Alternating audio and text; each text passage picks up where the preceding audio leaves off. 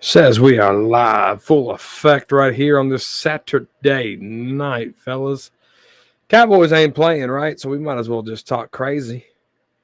Link is in the description for anybody who wants to come on for kind of a freestyle stream. But let me know. You guys are welcome to come in here and talk some ball. But man, these Cowboys, man. Let me see. Let me copy this link. I don't know who's going to come in here and who ain't. Ted and Dak Prescott needs to go. Oh, Tad, his brother. Jordan Love is nice. Dude, I haven't been watching the game, man. I've been busy. There's Eshawn in the building. You guys say what's up to Eshawn. What's going on, man? How you doing, man? Not a whole lot. Are you watching any of that 49ers Packer game? I didn't. I just got off of a movie set, so I've been working all day. So just got off, work. So I didn't get a chance to see it. No, not at all. All right. No, man, dude, we're gonna freestyle this thing. The link is in the comment section for anybody that wants to join up. Eshawn's a regular on Freaky Friday, so he won't be getting in and out of the show. Yeah. Eshawn's gonna stay, and there might be some other people that are regulars gonna stay. But guys, hit that like button, man. Let's get into this thing, man. Thank you for joining, Eshawn. I didn't even tell you I was going live and none, but share the link. You're in here. Let's talk some ball, dude. Let's do it. I listened to 105.3 The Fan, and they brought up trading Micah Parsons. All right. This is talking crazy with Cowboys Corner. Eshawn, everybody. Hey guys, if you got any questions, pop them in the chat. If you want to come in, guys, ask us questions. The link's right there. And I don't know how I'm going to continue to keep sharing that link, but I will figure it out. So I don't even know how to do it. Let me figure out how to do that. I feel like an old man, dude. There's just so much to technology. Share. How do you copy link? Where are you trying to share it? In the chat? I'm gonna yeah. That way if people come in, they want to click the link and stuff. I think I got it figured out here. Bear with us. But I was listening to 105.3 The Fan. I hardly ever do it, but the title got me thinking here. And it was like talking about trading Micah Parsons. And what's up, Alan? And trading Micah Parsons, and they thought we could get a first and a second pick for Micah, because usually teams have that player and they build around the player, right? Right. Yeah. With Micah, it's, do you trade the player, use those picks to build up the team? And how much percentage, Eshawn, do you need to replace Micah Parsons? They said 75%. And we're going to talk about Lamb's mom and what he said. That was an Eagle network that brought that to light. I don't know. I didn't do any research to see if it was validated. But we'll talk about it. This is Talking Crazy with Cowboys Corner, so we're going to talk crazy, all right? But we might bring it up. We might bring it up. Click like, guys. Remember, the link, if you want to come in, ask questions, is in there. If you want to just ask a question and don't be on video, pop it in the freaking description. But, Eshawn, Micah Parsons, what's his – trading him's crazy, right? But this is talking crazy, all right? Yeah. Trading him's crazy, but do you think only a first and a second is sufficient to trade Micah Parsons away? Or do you think that it could happen? That's a good question.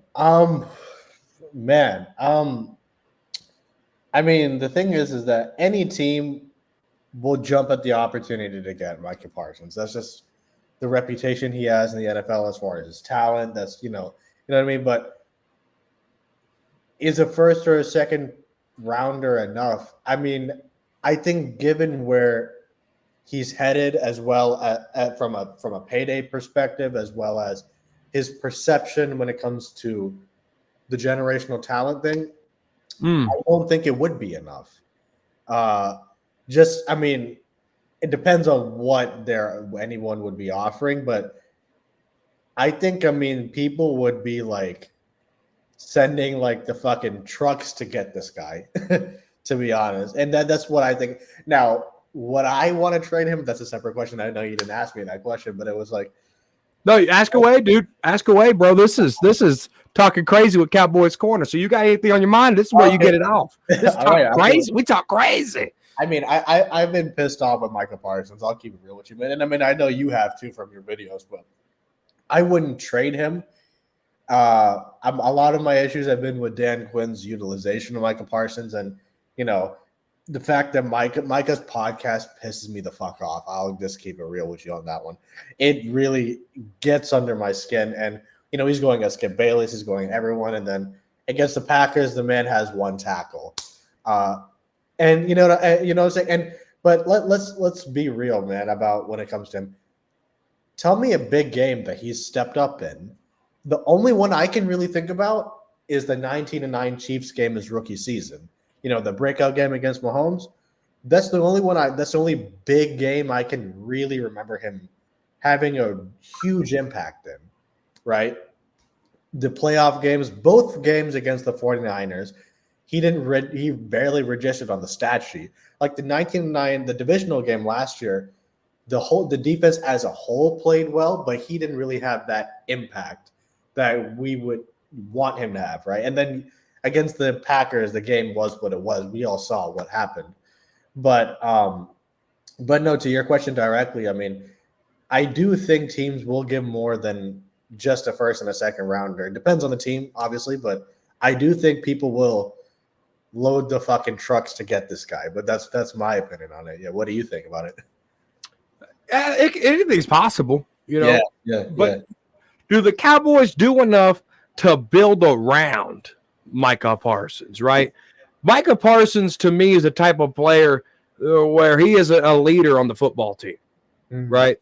Yeah. And Micah Parsons, I've called Micah Parsons a selfish player many times this season. And I agree with that. And he's proved time and time again that he is a selfish player. He praises. He talks a lot of on podcasts. He talks a lot of game to media, but when it's time to step up, Eshawn, it doesn't really happen consistently. It doesn't happen. Yeah, I mean, one sack in 3 years for Micah Parsons in the playoffs. Yeah, that's just an excuse. 3 tackles for loss for Micah Parsons in the playoffs. And this ain't a beat up session on Micah Parsons, guys. Right. Just so you know, this isn't a beat up session at all. Please don't feel that way. This is talking crazy. A new series that I might be doing every Saturday right here on Cowboys Corner. So you want to talk crazy? Cowboys Corner is the place to be. Right? We're on the corner of Cowboys and crazy. All right. But no, Eshawn, I think if you can replace Micah's productivity 75%, I think you can do that because fifth quarter Cowboys talks about moving him to line. I'm so against moving him to linebacker, right? But I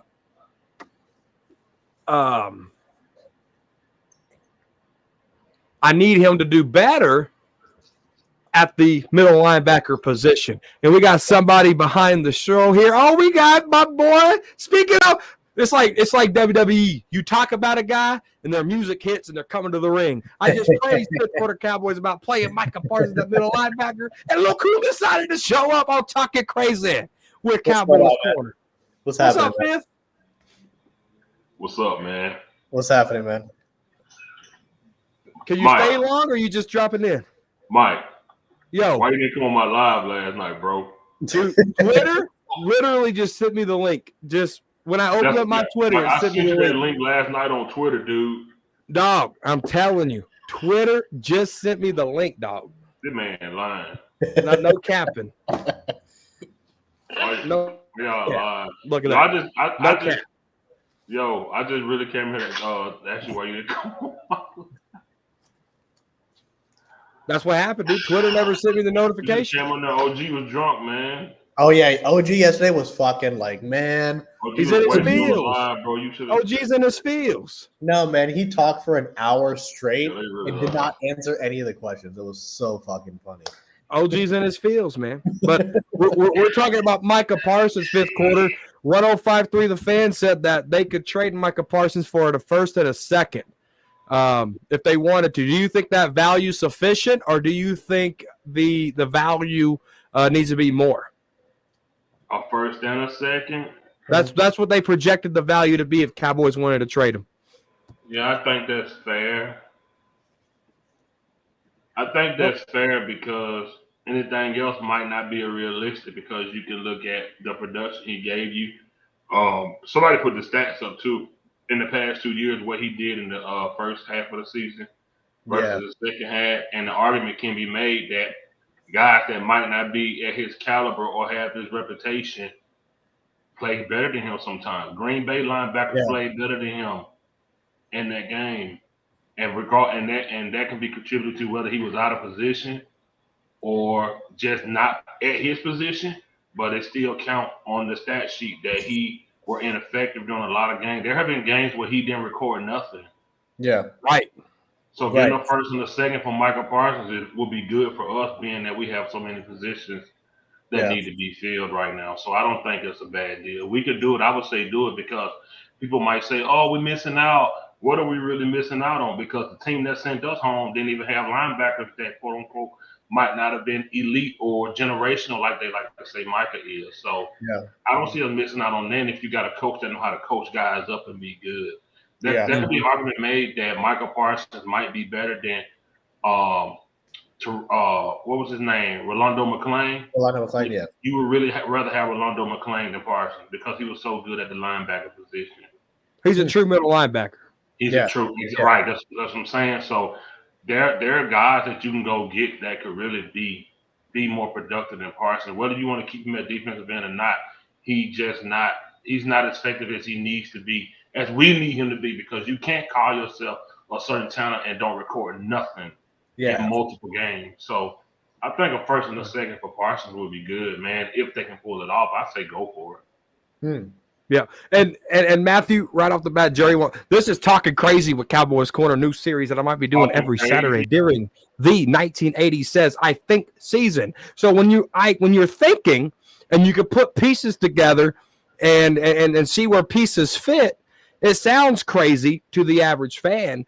But when you break it down, there's possibilities that could happen. And today we're starting off hot with one of the best defensive players in the National Football League, Micah Parsons, who talks a lot, but doesn't really back it up. And that's just the truth. That ain't even talking crazy. That's just the truth. Yeah. And the link is in the chat, guys. I mean, the link's open. This is what is this stream? What am I using? Talk Studio, Streamlabs? Yeah, Talk Studio. I bought the access where I could have 20,000 people if I want.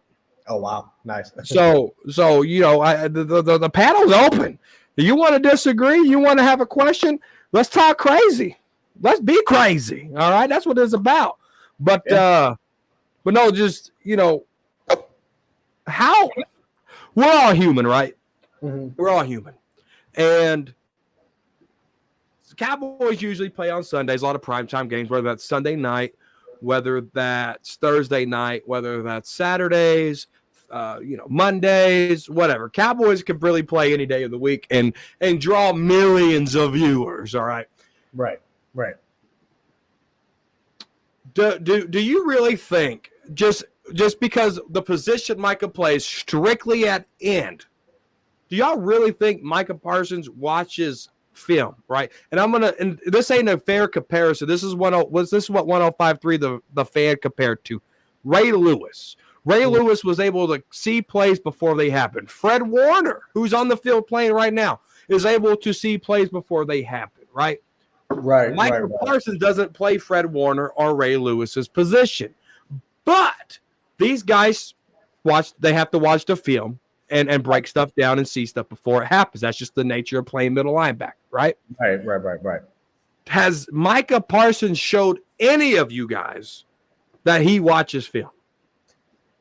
Man, I would say not consistently enough. And why I say that's because I feel like a lot of times he relies so much on his talent and this narrative that he's the next Lawrence Taylor. Because if you look at how he plays, the fifth quarter's point about the fact that there's been multiple, like every season pretty much that he's played, he starts out hot as fuck. Then the end of the season, he just fucking tail dives, right? But that's been a trend. And if you look at it, if you're really a generational talent, and but even more than that, you can get if you're really breaking down tape and watching film, there's ways that you can get around that, is my thing, right? Like there's ways that you can at least have. I'm not expecting him to have 3-4 sacks a game necessarily, but have some kind of an impact. Like take any of our losses this year. Where was he? Against the Bills, against the Dolphins. We can even talk about the Eagles, the Packers. So any of our losses, when it's come to defensive play, we can almost directly point at the offense. All the offense does is just run right at him. That's it. At least this season, I have not seen anything else. They just ran straight at the guy, and he is just trying to get the quarterback like a fucking bull in a china shop, not even realizing that they fucking blew past him for 10 yards. And so if that's been a trend and if that's happened routinely, if you would watch film, you would pick up on that. You would notice that, right? At least I think you would. But it hasn't been fixed. When it matters most, it has not been fixed. And any of our losses has not been fixed. And I mean, so to that question directly, I mean, I'm sure he watches it on Wednesdays, or on Mondays when the film lab is, and when the team breaks down film and stuff. But does he really put in that extra time, like the Ray Lewises, like the Fred Warners, like the Brian Urlachers and those guys? I don't think so. It's just, and again, we don't know for fact. So I mean, I might be wrong, but just my eye test seeing what's happened on the field, he stubbornly pursues the quarterback only. Even when like the Bills game, they gave up over 260 rushing yards, and he's still trying to sack Josh Allen on every play. So, and I think those things really show me that he's let a lot of that hype and that talk about, I'm the next Lawrence Taylor, I'm this, that, and the third, really get into his head. And it kind of dilutes what I don't think he studies enough. So that would really be my answer to that question. But yeah, I don't think so, no. The last 7 games, Micah Parsons got 2.5 sacks. And that's unacceptable, man. That's fucking unacceptable. The last 7 games, Micah Parsons had 2.5 sacks. Man, wow. 2.5 sacks. Yeah. That's insane, all right? That is, yeah. Shit. How he finished the season with 14 sacks, his impact was felt early. But he died off at the end of the season. Yeah. He did. And it's happened 3 years in a row, pretty much. Yeah. Yeah. It's happened pretty much last year it happened, then the year before, and then this year. But he wants to keep talking about, he goes at guys like Skip Bayless is in the media or whatever. And we could think what we want to think about those guys, but I feel like his focus is not all the way on football. You know what I mean? And it's not because, we talked about you made a video about the when he praised the Eagles before we played the motherfuckers the first time. Yeah, I was pissed. And you were, and I was right fucking there with you, because it's like we haven't even played these motherfuckers yet, and you're talking. And he's already bowing down to them. You're already bowing down to them, and he goes at Deebo Samuel after we get smacked in the fucking face, 42-10. You have the nerve to get up to your fucking podcast and you're like, oh, we're still as good as the fucking 49ers. He routinely says that. he's focused on the wrong thing, in my opinion.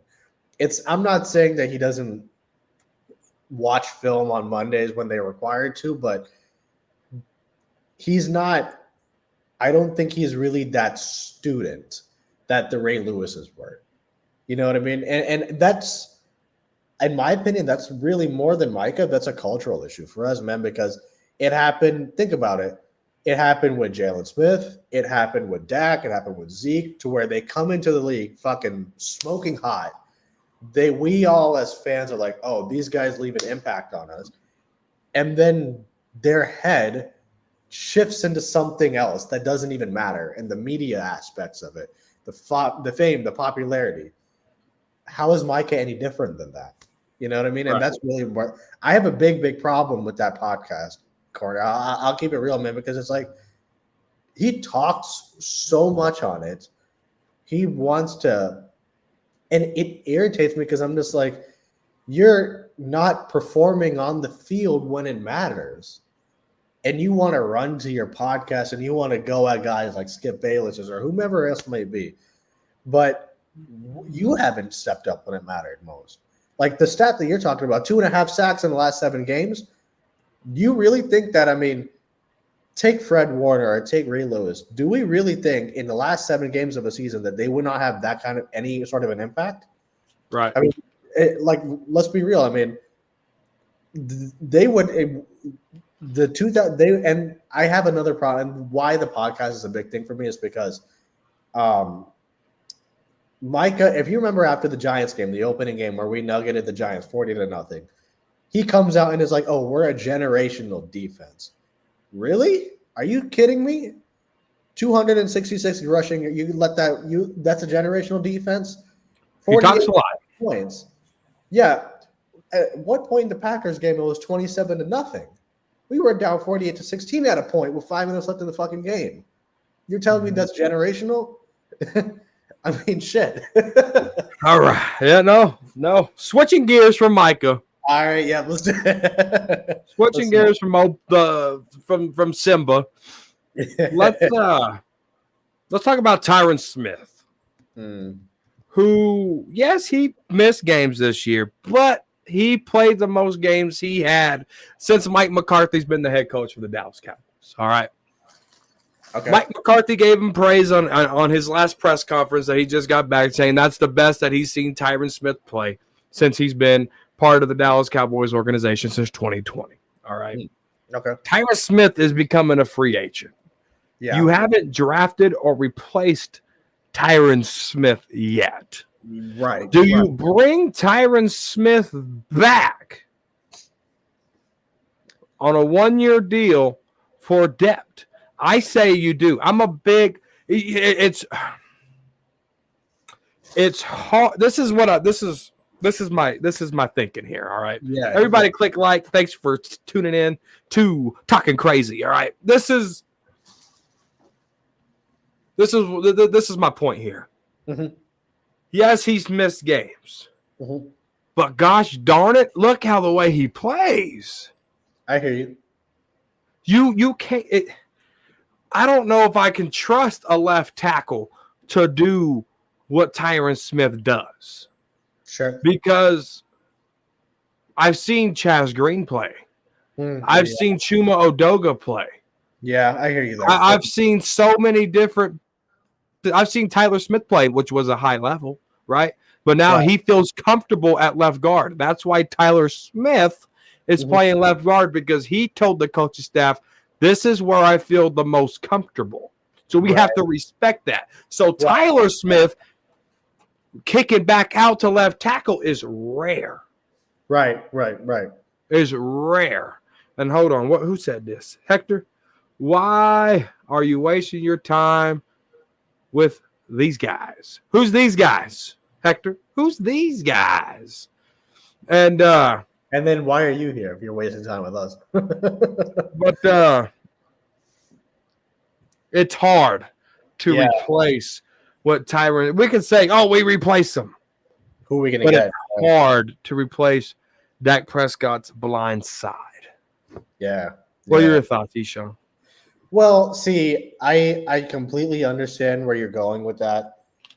See, and I'm somewhere in the middle with when it comes to Tyron, man, because his impact on the game is obvious. He's a Hall of Famer, and he's, in my opinion, still one of the best offensive linemen in the National Football League.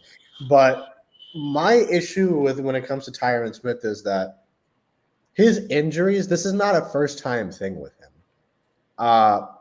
We can go back to like 4 or 5 seasons. For the past 4 or 5 seasons, there have been games where he's missed a lot of games, and his body is breaking down. Now, my thing is this, and why I'm kind of torn about this, is it's not only about his talent, it's about the other point you made of that we have not replaced him, right? And I think the thing is that because he's so injury prone at this point, if they drafted a replacement, he probably would have retired, is my opinion.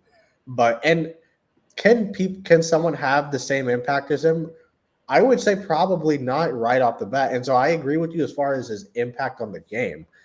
But I think moving forward, it should be a priority to get someone behind him, because no matter whether he plays this year or for 2 years or whatever, at some point we are going to have to replace him. There's going to come a point in time where that's going to have to happen. And I would like it to start. I would like to get someone, so that way we can start developing someone behind him at the very least, right? That way, when he misses games, it's not a matter of if, because he will miss games. That's just going to happen.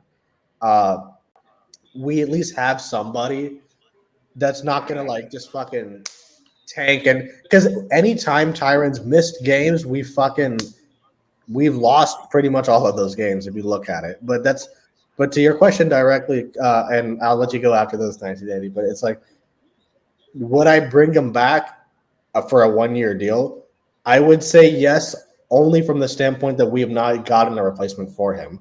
And it's shown what the problem is, the fact that when he's out, we've been fucking horrible. And the offensive line has crumbled as a whole. That's my opinion, but yeah, that's pretty much my thoughts. What's going on, 1980? How are you? Everybody, welcome Dallas Cowboy fan 1980, the Power Man himself. 1980. This is talking crazy, and you made me want to make this series, and I said it in the beginning of the show, because we call this season the what? The I think season. I think and when you're thinking. Yeah. And you're trying to put words together, it might sound a little crazy, right? Yep. But it could potentially happen. So when we're thinking, people are like, man, that's a little crazy, right? That's what we're doing here. We're talking a little crazy. The I thinks are coming out right here. Yeah. Cowboys Corner, all right? And I want to try to do this series every Saturday, the Talking Crazy series, because you have to think about it. And me and Eshawn, we brought in a hot topic, 1980. I'll let you touch on it. Micah Parsons, trading Micah Parsons. Wow. 105.3 The Fan brought this topic up, and they said you could possibly get a first and a second for Micah. And you can use those draft picks to maybe replace at least 75% of production that you get from Micah. 2.5 sacks in 7 games is what Micah finished the season off with, 1980. Do you talk, as we're talking crazy, do you see the Dallas Cowboys potentially letting a double-digit 3-year in a row sack guy go? Talking Micah Parsons is almost as sensitive as it's becoming almost as sensitive as Dak Prescott. Talking Dak Prescott. That's why you got to be careful. People get real sissified behind Micah Parsons, man. I've seen it firsthand. Seriously. That fool dropped the ball. God, dog it. My bad. I'm watching this damn 49er Green Bay game. Boo! Boo! Right, yeah. I can't stand neither one of them. But Yeah. anyway, it'd probably be best for him to go somewhere because we damn sure ain't using him right. Shit, you're right. Blows my mind. Man. I mean, I'm just being honest. I just watched another Cowboy today for the Houston Texans, Dalton Schultz, going on with his life, even though they lost today, but he made a couple of good catches today. And it seems everybody plays better when they leave here. So isn't that something? Yeah, it's just, I mean, this topic is really, I don't know. It's a good topic, good for television. But I mean, he's a good talent. I mean, he's a talented guy, but they're just not using him. To me, they're just not using him right. I remember, for example, I remember my freshman year, I wanted to play free safety. I liked free safety. Mm-hmm. I liked growing up, I liked Steve Atwater, Ronnie Lott, guys like that. I wanted to be a safety. I wanted to be back there so I could see everything. And then I believe it or not, I used to hate Dion. I didn't like him when he was in Atlanta. And I started watching, film on him and his games and stuff like that. And I was like, he's taking the ball away from those guys and being able to cover one side of the field and take away one side of the field and just dominate. And I said, I want to be that guy. I said, I run a 4.40. I can play corner. I'm fast enough to play corner. I want to be Dion. I want to high step and have the ball and, play receiver sometimes, play punt return sometimes, play kick return sometimes. I want to do that, So coach said, why don't you try corner? He said, you're one of the fastest guys on the team, probably the fastest at that time. And he switched me over to corner, and I was pretty dominant. And he was like, see, this is your position. He was like, I wasn't a big hitter. I wasn't a big time hitter. So safety was just, I could cover, but I was one of those guys. I wasn't trying to tackle nobody at that time. And I was a lot better corner. I could shut down guys. I had the ball skills because I played wide receiver too. So, and kick return and punt return. So I had the ball skills. So when the ball was in the air, I'm turning my head too. So I was a lot more productive. To make a long story short, I was a lot more productive at the cornerback position. When you take somebody out of their comfort zone, which they've done with Micah Parsons, he's not going to be as productive as at the beginning. It was cool because it was new, it was fresh. He was fresh, he was new. But I just think if they put him at his natural position, that he would be a lot more productive. Because defensive end, he's too small, he's undersized, and they're asking him they're wearing him out. Of course, if you're lining up against guys that are twice your size and a lot stronger than you, of course, eventually you're going to wear yourself out, especially towards the end of the season. And I said this at the beginning of the season. I said they're going to wear him out. They're moving him around. They're expecting him to be Superman and do all these things. He's human, guys. He's not he's not from Smallville. Yeah. He's a human being, and he's undersized, and he's playing defensive end.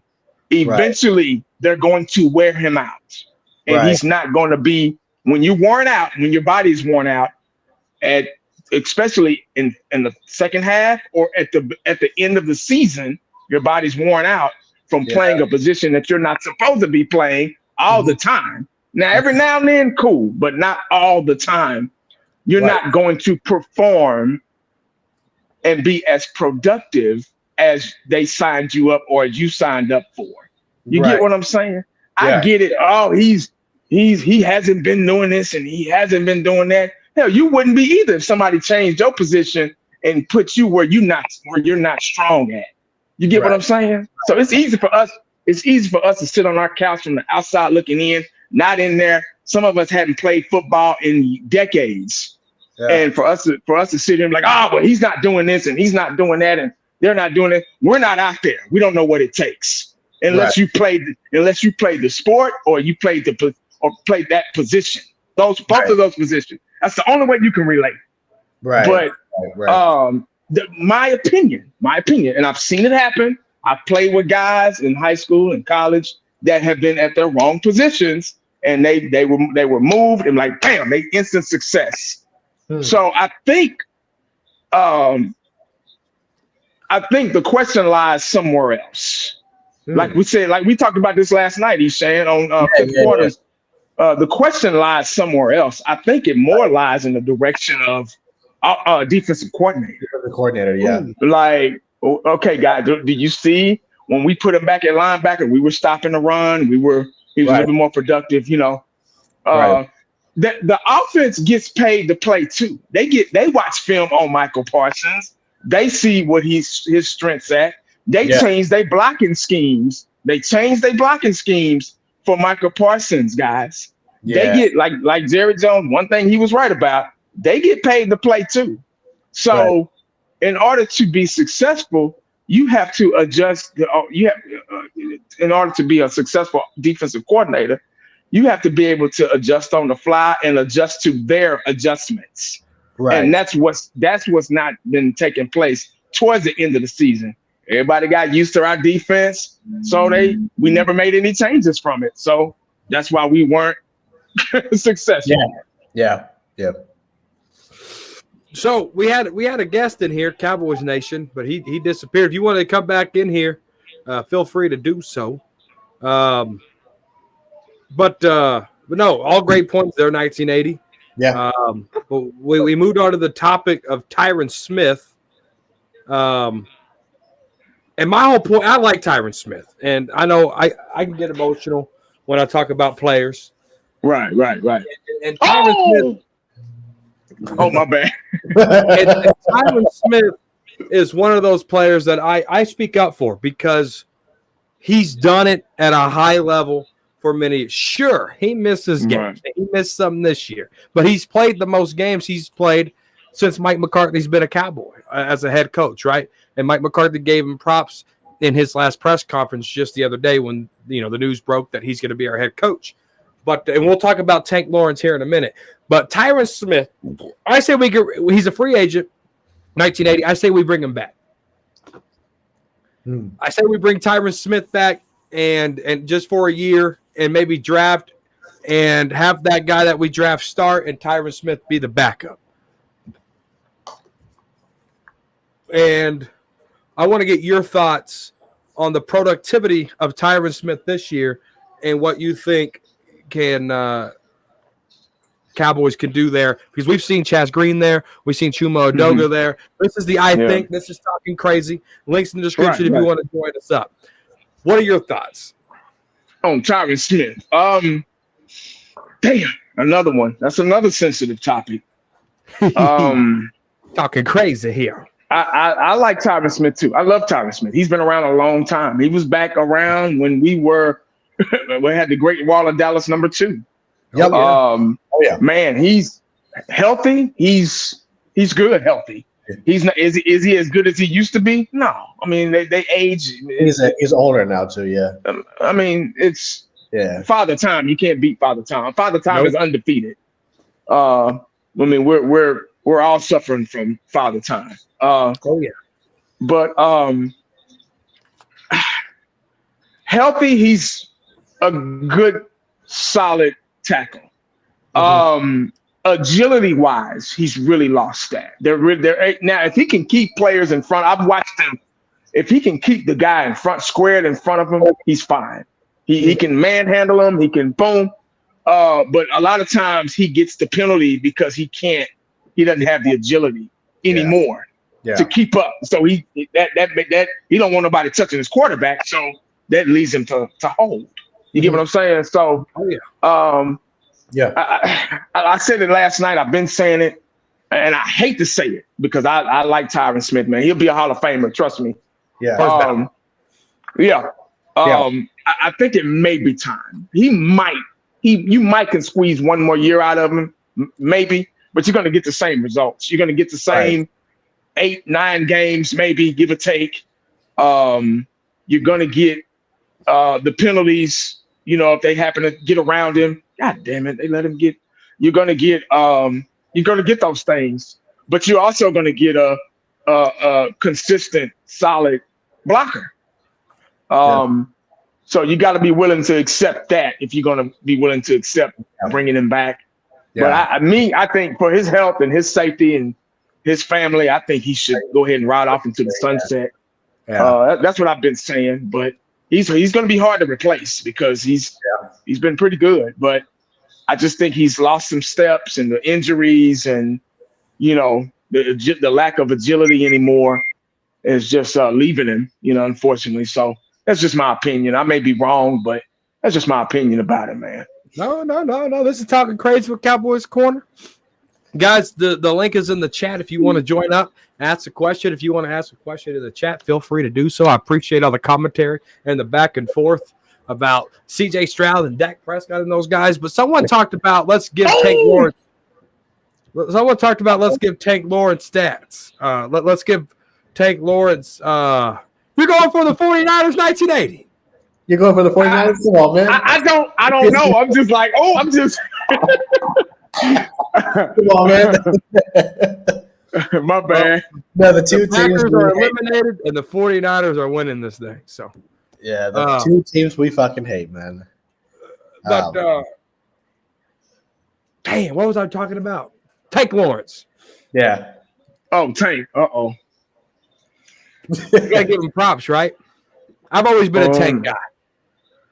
Yeah. I've always been a Tank guy. Not taking the season, but a Demarcus Lawrence guy. All right. Okay. Yeah. What Eshawn? What's up? What's your thoughts? What's my thoughts on Demarcus Lawrence? I mean, Fifth Quarter made this point, I think a couple of Freaky Fridays ago, that we want to say that Micah Parsons is the leader of this defense. In my opinion, Demarcus Lawrence is, because when he talks to the offense, he makes the stupid plays, of course, like the fucking false start against the Packers. That shit pissed me off. So he's not absolved from blame from, the Packers or like all these other losses that the defense may have. But I think his impact on our team defensively is, I think we need to keep him, man. And he's the one guy that I would say, I mean, I was critical of him when he first got his money, but he lost weight. And I mean, he plays really hard. And that's something that I really gotta give him credit for. I mean, and whenever like we score a touchdown or whenever we get a first down, he's always right there, energizing the defense, energizing the offense. And I think that is something that cannot necessarily be, we can't take that for granted, right? But going into his play, I mean, he's also up there in age as well, so he's not going to be the kind of guy that records 2-3 sacks a game or whatever. But I think we should keep him, man, and that's just my opinion. But we have more problems on this fucking defense than just Demarcus Lawrence, is my opinion. We have a severe fucking linebacker problem. All these fucking hybrid safety fucking guys who are trying to play linebacker, it doesn't work, and the proof's in the pudding with that, right? So, but yeah, that's my opinion on Demarcus Lawrence. I don't know where I land on that as far as me being on an island, but I like D-Law, man. I like him. Tank Lawrence, 1980, the nonstop motor, number 90. Cowboys traded up with the Redskins in the second round a long time ago in 2014 to go get Tank. All right, and he's had double-digit sacks multiple times in his career, and now he's about a 6 to 9 sack guy depending on the year. How do you feel about old Tank? Wow. Damn, he's another one. I really think I can agree that he's a little bit of the heartbeat of the defense. His consistency to me has been on and off. He has had multiple double-digit sack seasons. Wow, that's a tough one. I still think he has a couple of years, maybe year or two left in him to give us impactful years. There's a difference between just a couple of years left and then a couple of impactful years that they can actually do something. Because I've seen players come back and they didn't do anything. They probably need to go ahead and retire. But I think he has about a year or two left in him, maybe. And depending on who else we draft, I thought Mozzie Smith was going to be. I was wrong about him. I was wrong.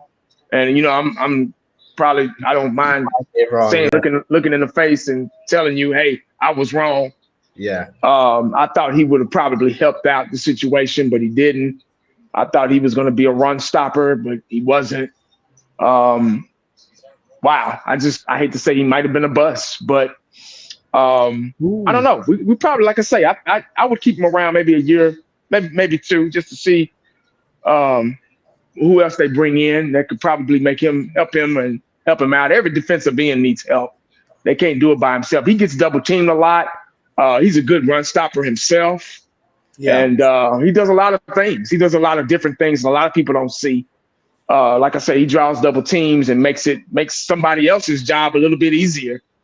So with that being said, I think that I'm not mad at him. I mean, he plays his ass off. He comes to work, and you can see the passion that he still has each game, night in and night out, day in and day out, or whatever.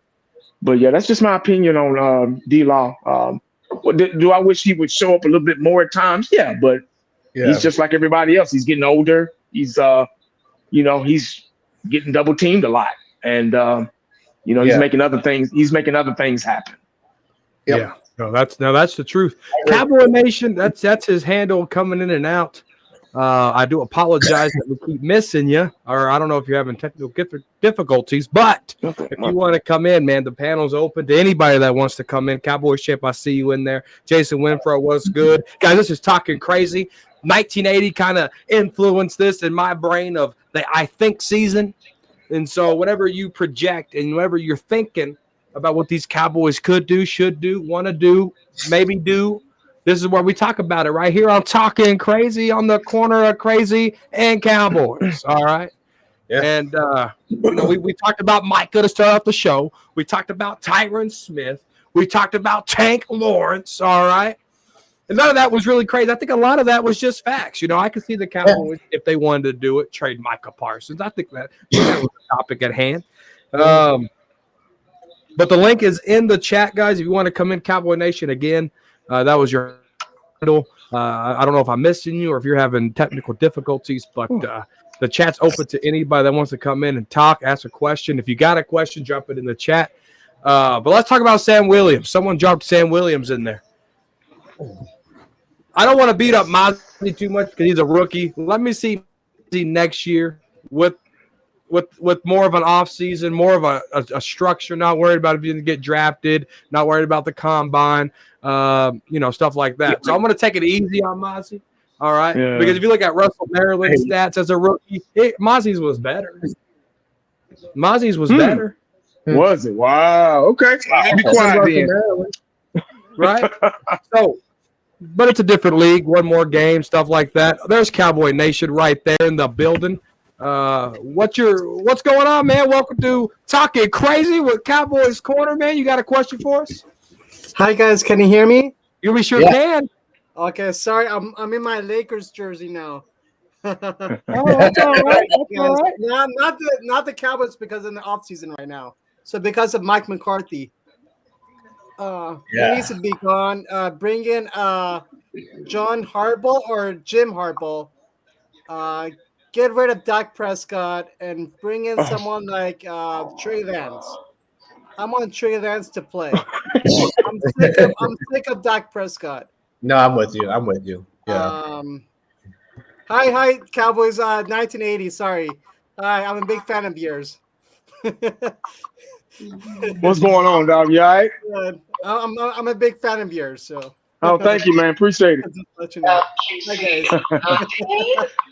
No, What's your name, brother? So I could call you directly with what's your name? Cowboys Nation from Santa Monica, California. Cowboy Nation from Santa Monica, California. Thank you.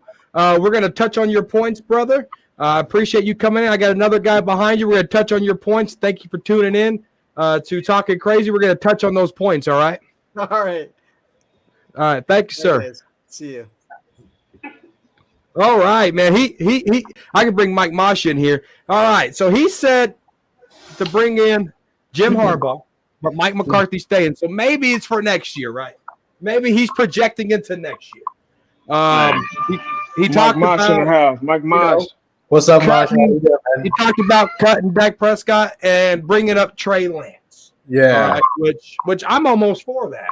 All right. Yeah, he talked about it. You know what? Let me just have him relax here while we're talking about it. Eshawn, what's up, man? Cowboy Nation from Santa Monica, California said, "What's your thoughts on that, brother?" Man, I agree with you, man. And side note, I'm also in California too. I'm in Los Angeles, so. But guys, I'm in Santa Monica. Brag about being in LA, man.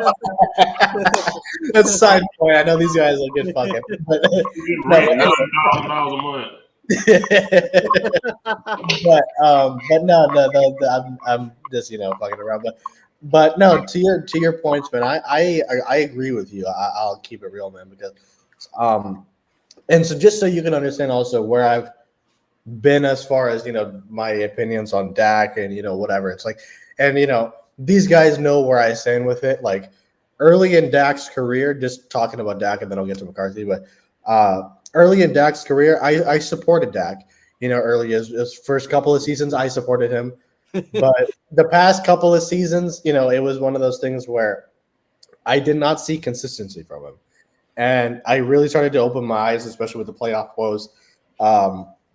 This season, I mean, with the MVP caliber season, that he had, I was optimistic, but I was still trepidatious, right?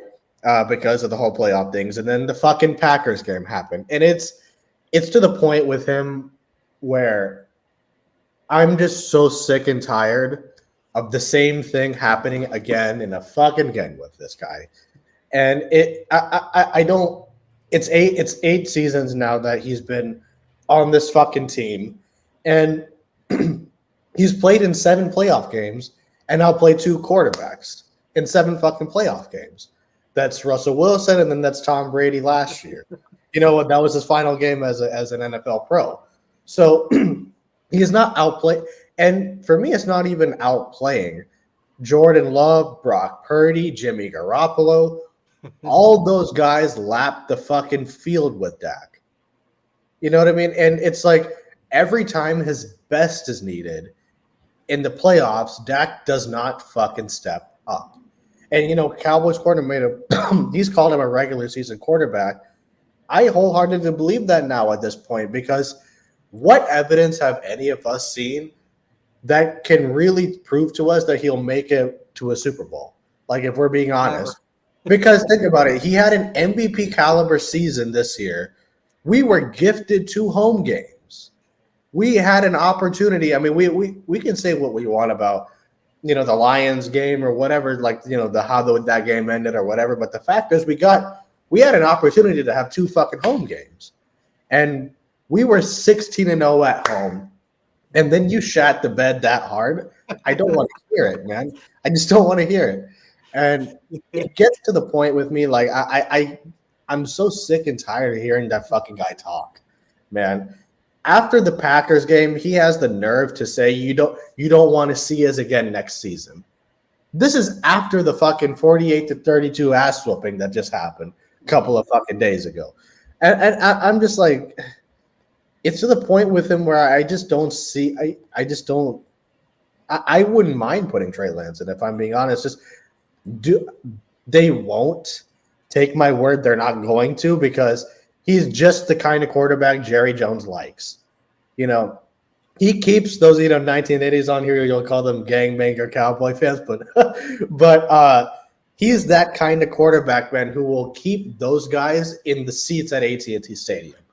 He's the kind of quarterback that in the regular season will win MVPs or will have an MVP caliber season, then when it matters most on the wild card, we'll shit the bed. And, the proof's in the pudding with that. So I wouldn't mind putting Trey Lance in, absolutely not. But to McCarthy, it's like the mere fact that we brought him back, man, the mere fact that we brought him back after this fucking Packers game, this is what we do as this is what the Dallas Cowboys do, man, and I'm sick of it. I'm sorry, like it's like and I won't keep talking on and on. I'm talking much about this on Freaky Friday Fifth Quarter Show, but it's just like I've said this all the time about Jerry Jones, and I've said this a lot. Jerry Jones likes the anticipation of winning, not the reality of winning, and the proof's in the pudding of bringing back Mike McCarthy, but would I want another coach? Hell yeah, I want another coach. But will they get one? They'll probably do what they did with Garrett, which is fucking let him ride this fucking contract out. And then at the very end, whine like a bitch to get another coach, only to do the same thing again and again. It's Jerry Jones is. Do you really think, this coaching staff, this offseason was unique, right? We had, as far as coaching staff is concerned, Belichick, fucking Harbaugh was available. Mike Vrabel was available. And so there were plenty of coaches that were on the block, if you will, right? And not a single one got an interview. But let's be real, guys. Do you honestly think, whether it be Harbaugh, whether it be Belichick, whether it be Vrabel, whomever else, you really think they want to play under Jerry Jones and all this stigma and all the 105.3 the fan stuff that comes with it? I don't see that happening. You know what I mean? But that's my thing. I wholeheartedly agree with you on, the points that you made. 100%. Dude, we got Cowboy Nation from Santa Monica, California, right there wearing his Lakers stuff. Mike Mosh, fifth quarter Cowboys in the back. We got Eshot, 1980, stepped out. I don't know if he'll be back. We got some heavy hitters right here on Talking Crazy on the corner of Cowboys and Crazy. Mike Mosh, what's up, dude? Any jersey, any player, any team, but yeah. Great to see you all. Great to see you all. Yeah, great to see you, brother. How you feeling, dude? It really starts to go overnight. Mike Mosh, how you feeling? It's just, it's like you watch some of these other playoff games and it's like you see both sides of the team show up, and it's like, damn. Would have been nice to see our defense show up. That's all. Yeah. Yeah, it would have been. Right. Yeah. No, for real, man. Fifth quarter Cowboys, welcome back, player. What it do? What it do? Cowboy Nation from Santa Monica, California said that Jim Harbaugh needs to be our coach and Trey Lance needs to start. That's what he came in with for his question. You want to touch on that? I'll touch on it because Jim Harbaugh, Michigan State with the Wolverines college football team, took him to the championship. That's what I want to see to bring him here for the Super Bowl, so we can take us to the Super Bowl this year. Okay, fifth quarter. You want to touch on that? Yeah, man. So bring Harbaugh in next year. Yeah. Yeah, I think so. Yeah. Which one? The one from Michigan? Yeah. Yeah. He'll probably have a job this year. In the NFL, you think he'll be with the other team next year? He'll probably have a job. He'll probably have an NFL job this year. He got the Hawks, not the Hawks. I said the Hawks. I'm sorry, y'all. I just got distracted by something. The Falcons. Did he say he electrocuted himself? No. No, I saw I got distracted by something. This man got $40 in his pocket. No, what I said was Harbaugh will probably have a job this year with an NFL team. He might not be available, but what's his name? What in the world is that? Is that a cat? Yeah, what is that? Oh, what was the other thing he said? It was Harbaugh or whatever. Trey Lance. Yeah, Prescott, Trey Lance, right? You're not gonna see Trey Lance this year. They're gonna bring Dak back. He's gonna play. I would like to see Trey Lance play just because of what we've seen over the past 8 years, and especially this postseason. I would like to see Trey Lance play. You mentioned that you saw him and in real life throw the ball. You said he had an arm on him, and I would love to see it. They say he's pretty accurate, and there's nothing wrong with bringing in a new guy. Fans, I mean, are often scared to try something new. They always say, okay, if you give it a Dak, then who are you going to bring in? Anybody. Right. It doesn't matter. We've seen these quarterbacks, the Green Bay quarterback, Texas quarterback. They made it for them Prescott, who he's been in the league way longer than them, and they've all made it further than him. If you got a coach that can coach these guys up, it really doesn't matter. It's the same analogy I use with Micah Parsons. You say he's a generational talent. Okay. Green Bay linebackers technically did a better job than he did this past game. And that's about coaching and being in position. So I don't want to say getting rid of Dak, but letting him play for the job is not a bad thing. It's like when fans get used to somebody, they don't want to bring anybody else. And I wouldn't be me if I didn't call you out, because you did it too with Jason Witten. You didn't want nobody else to start. You were stuck on Witten. That's right. I'm gonna call you out because that's what I do. You were stuck on Witten. I'm talking to you. All right, since you brought me back into this conversation, Owen Soil, thank you for that $10 super chat. Cowboys didn't show up, but the content creators always do. Thanks for your content, brother. Thank you for the love there. Go ahead, fifth quarter. Who you calling out again? You guilty of it too with Jason Witten. You didn't want to let it go. And I'm guilty with it with Tyron Smith. What's your point? And Tyron Smith, I'm just saying, when it comes to bringing in new, younger talent, everybody has had their reasons and their times where they just felt the way about it. I was about this, and I'm here to admit it. And first of all, let me step back for a second. Did you say you want to give Marty Smith another year? Yeah, he said it. I'm not gonna criticize Mozzie Smith this offseason. What I said, yes, sir. Man, this man, and I'm telling y'all, man, this man gonna bring up that first round defensive guy we bought back in the day. Russell Maryland, I sure am. Yes, sir. Mm-hmm. I knew that was coming. Oh yeah. I knew that was coming. Y'all listen. Mozzie Smith was another Michigan bust, like Taco Charlton was. It's time to get rid of him. If we getting rid of Dak, Mike McCarthy, take Micah Parsons with him. Because Dan Quinn will be back and they're gonna play him at defensive end again, and he's gonna be on the ground. I agree with you. He's gonna complain about getting held. He's gonna get bullied by 330-pound, 6'5" men all year. And because they're gonna scheme for him like they started doing. And it's not gonna be success over there. It's just gonna be like that. But I'm completely okay with Mike McCarthy being gone. Harbaugh is energetic. He talked to his players. He's a player's coach. I like that. He don't just stand on the side like McCarthy does. I like that. Trey Lance is young, got legs. He's a long guy. He got an arm on him. I would love to see it. It's a young man's game. All these quarterbacks are getting young. They're all young pretty much. There's only a few from that era that you could probably name that's still in the league. And I'm okay with all that. I like his points. They cool, but the Mozzie Smith thing, get out of here with that, bro. Get out of here with that. He's done. He's a Michigan buck. It's his first year. What do you mean he's done? He's done. What? He's done. Come on, bro. He's a first round. He ain't a quarterback that can sit behind somebody and learn, bro. He's a player that you have to be out there and be ready by his position. How you gonna sit a defensive tackle behind another guy that ain't that good either? Who is he gonna learn behind? When you drop defensive tackle, they got. Robert Hankins is good. Oso Odigizua is good. Bro, when you drop the defensive tackle first round, you saw something you really liked and ready for right then. What are you comparing?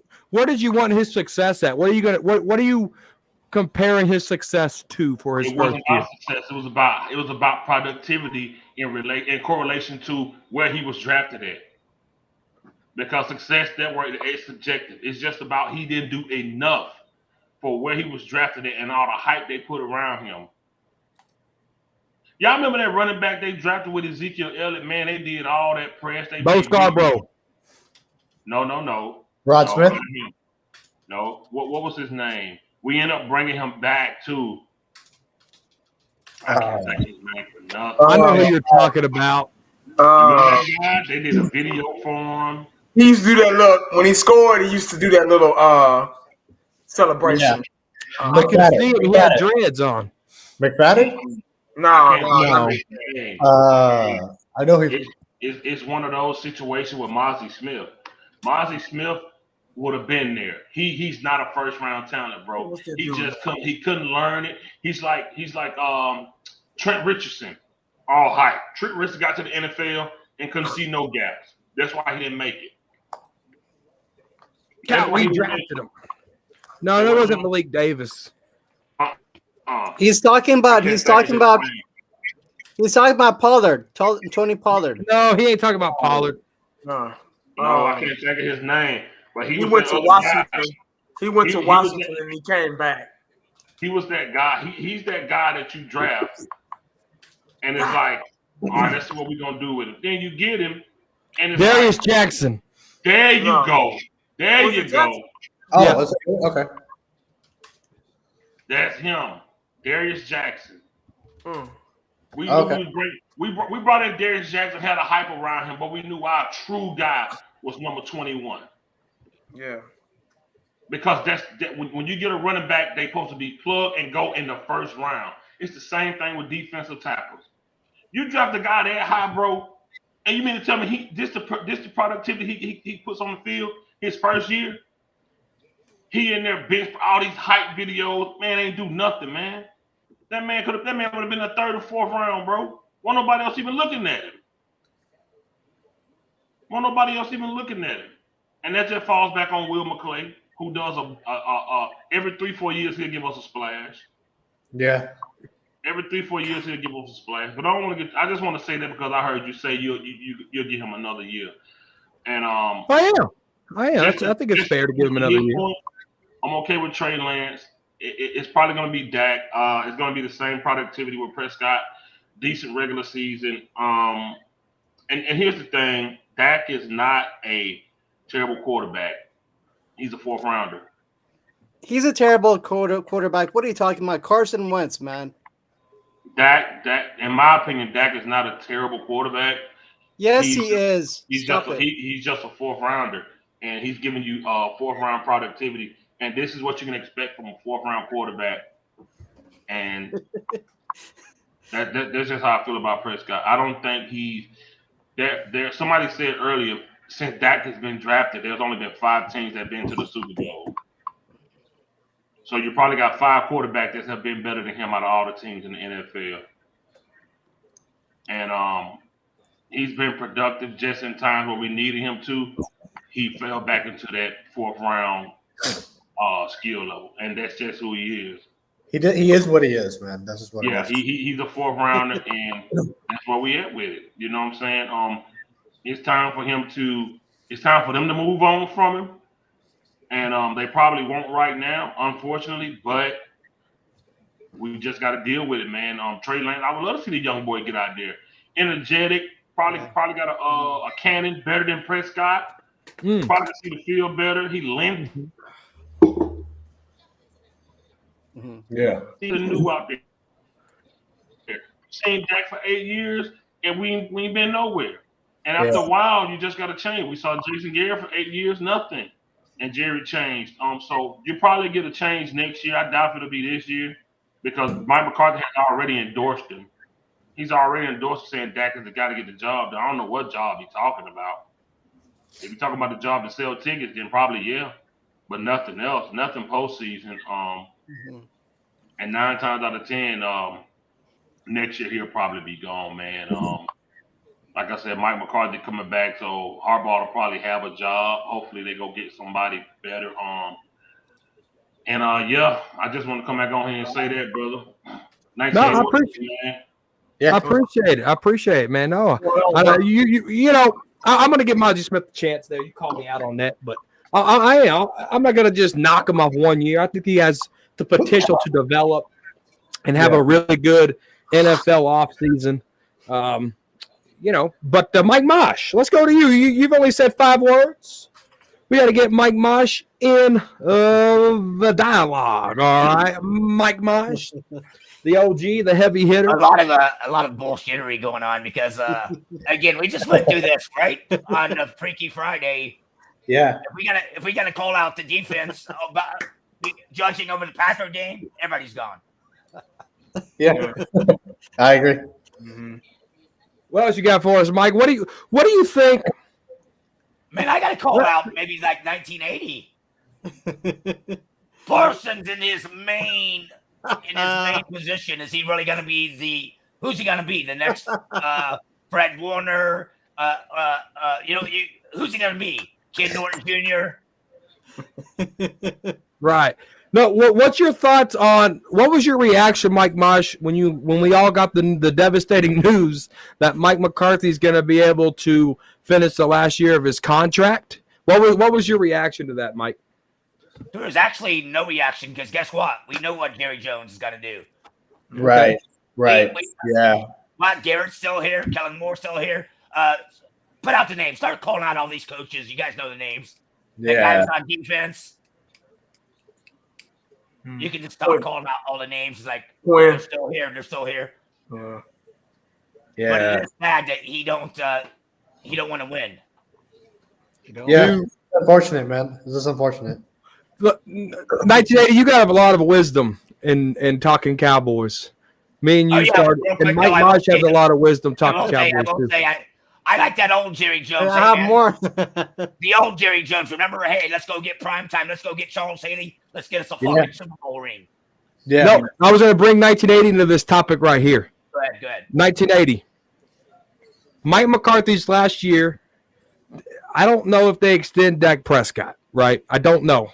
I mean, this is, first of all, for people that are new here, this is talking crazy on the corner of Cowboys. Fucking Cowboys, baby. All right. 1980. Do you think this is influenced by 1980 because this is the think season?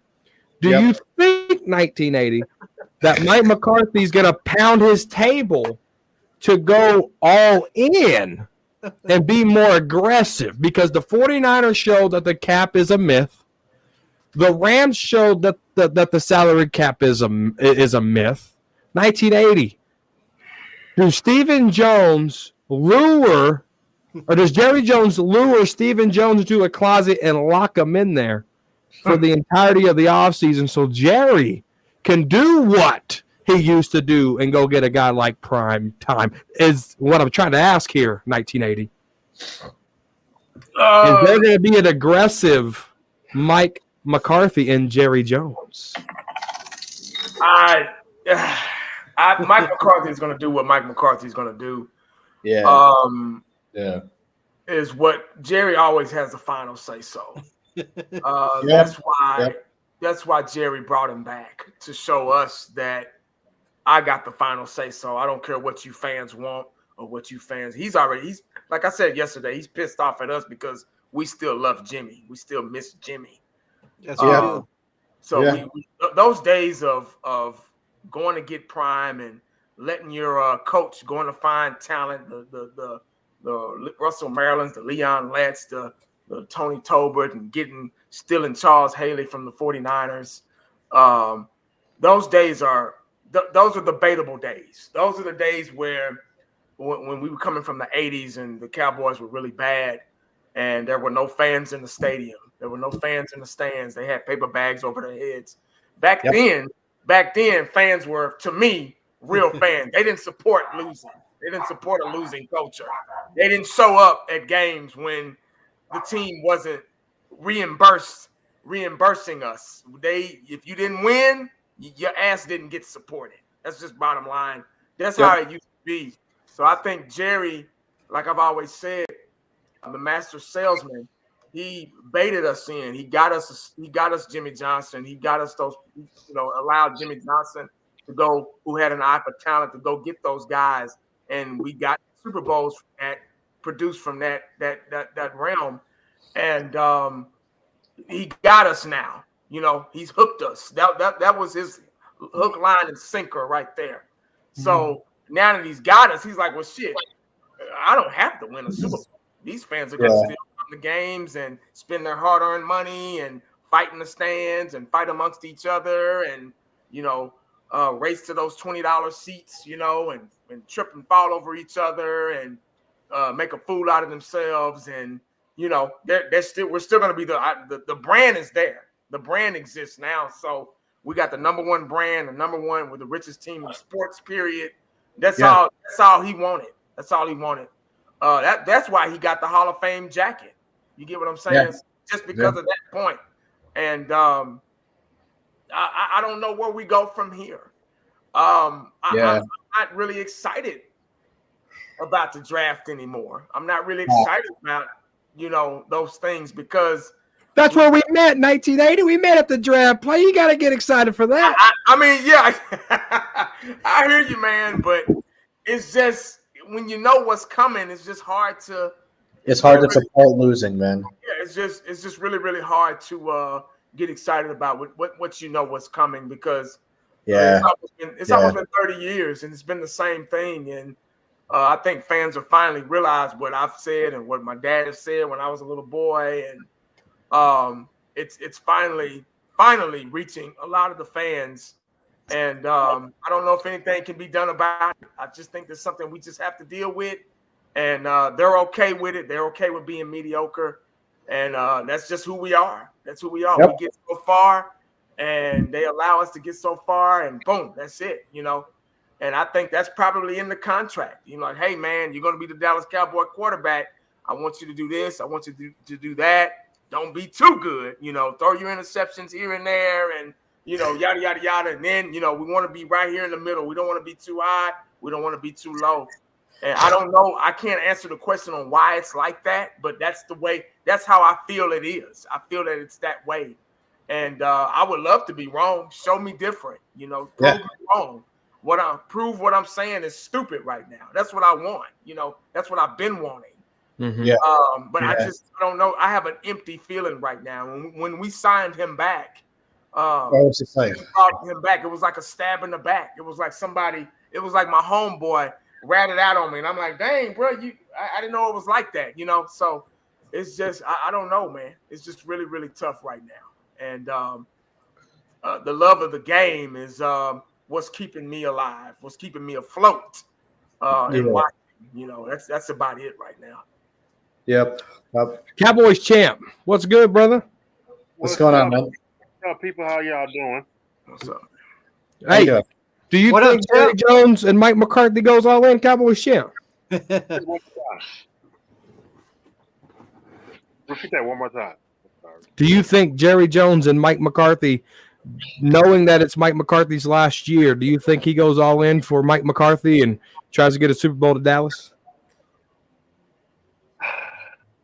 Man, that is a damn hard question to answer. Hey, by the way, Cowboys champ, this is Talking Crazy on the corner of Cowboys and Crazy. Because here the deal is with Jerry Jones. His ego probably won't allow him to. Yeah. That's it. As you know, Cowboys only had two head coach under Jerry Jones who had the balls to put the fear of God in these players. That was Jimmy Jones and Bill Parcells. That's it. No, I didn't want to believe people saying that Jerry Jones would rather lose than have somebody else to haul all the glory. But Jerry Jones' ego, I believe that. Because like he wants to show the NFL and Jimmy Johnson that yes, I can put a team together. I can manifest a head coach under my will to win a Super Bowl. Yeah. And for the past 28, 29 years, it hasn't happened. Yep. And plus now we have Cowboy. No damn well he ain't finna spend no money to bring valuable talent here. They're gonna do everything cheap. I know a lot of people talking about bringing Derrick Henry or the running back from the Giants. What's the boy name? Saquon Barkley. Barkley, yeah. Yeah. You know he's not going to do that because they are cheap. You had a chance to improve your running game last year. You had a chance to improve your offensive line, bring in linebackers if you would spend the valuable resources, but they're cheap. Mm-hmm. I don't know how they're going to do this. And really, I don't even see them going 12-5 next year.